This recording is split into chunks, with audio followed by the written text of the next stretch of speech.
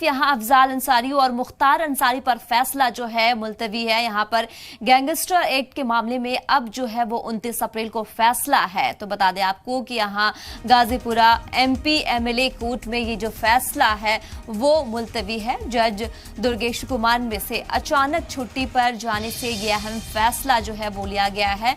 तो gangster act के तहत अफजाल अंसारी यहाँ कोर्ट में हुए पेश। तो CBI स्पेशल कोर्ट से पहले ही अफजाल अंसारी हो चुके हैं बरी। तो ये बड़ी खबर आप तक पहुंचा रही हूँ।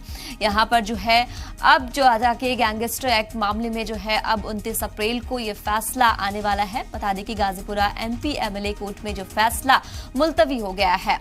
अचानक जज छुट्टी पे चले गए हैं, जिस वजह से ये फैसला जो है मुलतवी कर दिया गया है। गैंगस्टर एक्ट के तहत अफजाल अंसारी कोर्ट में हुए पेश। तो CBI स्पेशल कोर्ट से पहले ही अफजाल अंसारी हो चुके हैं बरी।